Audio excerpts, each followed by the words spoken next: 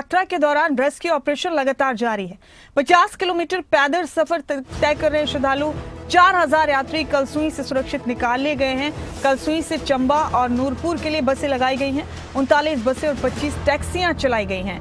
Kangra DC ने 40 बसों की और मांग की है। राहत कार्यों में 7 अतिरिक्त टीमें जुटी हुई। तो चंबा और मणि महेश के दौरान यात्रा को लेकर रेस्क्यू ऑपरेशन किस तरह से अंजाम दिया जा रहा है मनोज, ये एक काफी बड़ा टास्क है, काफी बड़ी चुनौती है सरकार और प्रशासन के सामने। मनोज,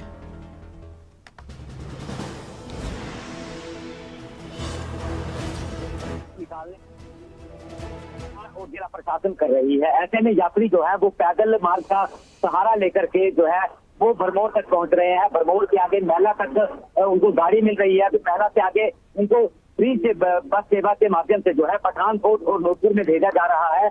पिछले आदेश जो है पिछले कल ही कैबिनेट मंत्री जगत सिंह नेगी ने उस वक्त पारित कर दिए थे जब लोगों ने उनको घेर लिया था। लोगों से वो बात कर रहे थे और लोगों का गुस्सा उन्होंने देखा। उसी वक्त उन्होंने कह दिया था कि जितने भी यहाँ पर जो पब्लिक ट्रांसपोर्ट है उसको फ्री किया जाए और उसका सारा खर्चा जो है सरकार उठाएगी। उसी वक्त जितनी भी HRTC की बसें थी वहाँ उन बसों में यात्रियों को भरकर जो श्रद्धालु थे उनको भर करके पठानकोट के लिए भेजा गया, नूरपुर के लिए भेजा गया है। अभी और ज्यादा बसों की डिमांड जो है वो लगातार बढ़ रही है क्योंकि काफी संख्या में जो है वो मणि महेश में यात्री भी फंसे हुए हैं, श्रद्धालु फंसे हुए हैं। और बड़ी बात है महिलाएं हैं, छोटे बच्चे हैं, तो उन लोगों को वहां से निकालने का काम जो है वो जिला प्रशासन कर रहा है। और बड़ी बात तो यह है कि काफी ज्यादा मुश्किलात जो है वो प्रशासन के सामने भी आ रहे हैं क्योंकि रास्ते ही नहीं बचे हैं, सड़कें बह गई हैं, पुल टूट चुके हैं, गाड़ी की आवाजाही बहुत कम है। और मुझे बड़ी बात यह है कि जब भरमौर और बंदा के बीच में कनेक्टिविटी मिल रही है 3 या 4 किलोमीटर की, तो उनको जो लोग ऊपर से मणि महेश से वापस आ रहे हैं उनको गाड़ियों के माध्यम से दूसरे गंतव्य तक पहुंचाया जा रहा है। फिर दूसरे गंतव्य कुछ पैदल रास्ता है वो पैदल रास्ता तय करके फिर गाड़ी मुहैया करवाई जा रही है। फिर उसके बाद चंबा तक उनको पहुंचाया जा रहा है। तो काफी जोखिम भरा ये सफर भी रह रहा है। ऐसा नहीं है कि श्रद्धालुओं के लिए जोखिम भरा है, जो आप प्रशासन है उसके सामने भी एक इतनी बड़ी चुनौती बन चुका है जहां 200 मीटर तक सड़क नहीं होगी, पैदल कैसे जाएंगे। बड़े बड़ी चट्टाने बना दी है, बड़े बड़े नाले जो है वो सड़कों पर बह रहे हैं, उनको पार करना मुश्किल हो रहा है।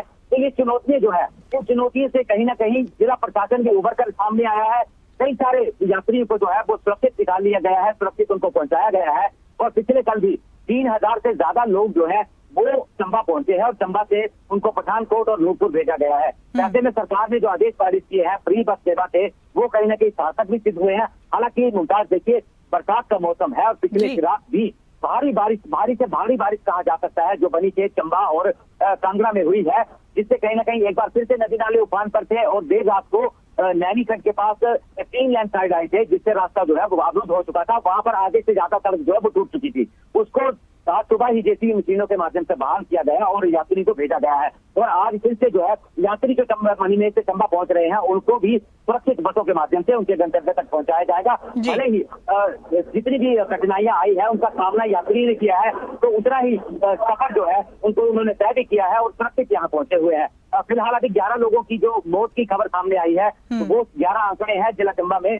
लेकिन अभी इसके बाद और कितना नुकसान हुआ है ये आने वाले वक्त में पता चल जाएगा जब हवाई सर्वे होगा या SDRF और NDRF की टीमें वहां पहुंचेगी, वो जायजा लेगी। उसके बाद जो है वो नुकसान का आंकलन लगाया जाएगा कि कितना नुकसान जो है मणि महेश, भरमौर और सोनाली के पास कितना नुकसान हुआ है। हालांकि जो तस्वीरें श्रद्धालुओं ने अपने मोबाइल में कैद की थी वो हम तक पहुंचाई।